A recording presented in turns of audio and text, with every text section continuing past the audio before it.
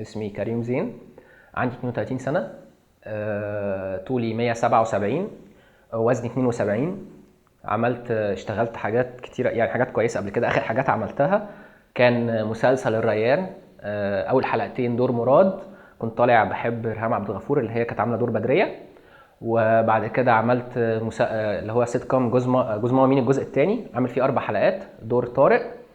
وعامل بطولة فيلم قصير واخد جوائز وداخل مهرجانات اسمه حلم يوسف.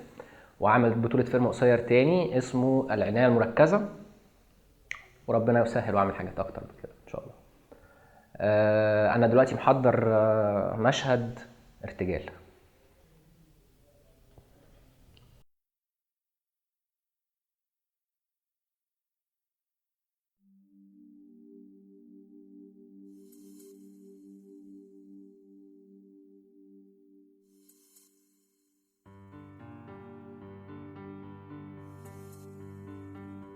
اسمي تامر. انا بسجل ده صوت وصورة عشان تعرفوا اللي حصل واللي هيحصل. انا حبيتها واتجوزتها،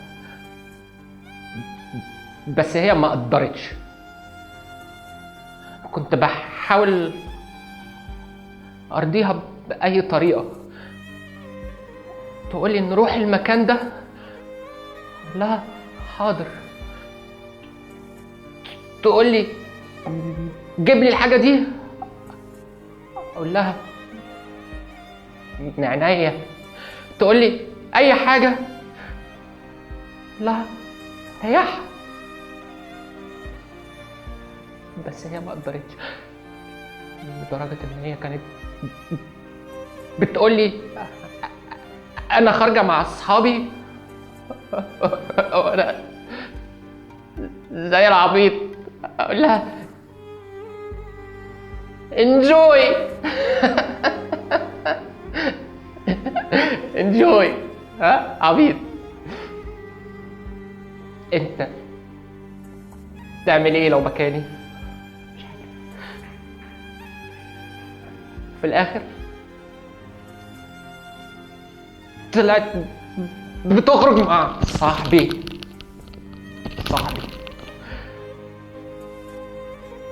معرفتش اتصرف ازاي.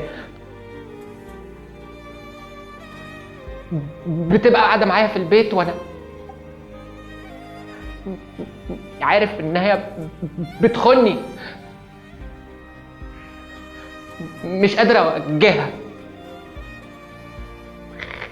خايف على زعلها. ساعات بشوفها نايمة جنبي ببقى عايز اذبحها، بس بقول حرام، يمكن انا حرمتها من حاجة. لا، تتذبح حرام، تتذبح حرام. اتجننت.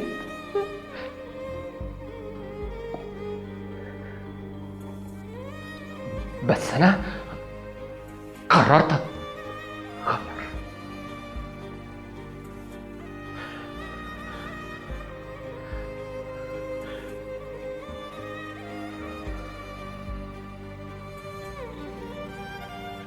بعد كده مش هخاف على حد ولا من حد.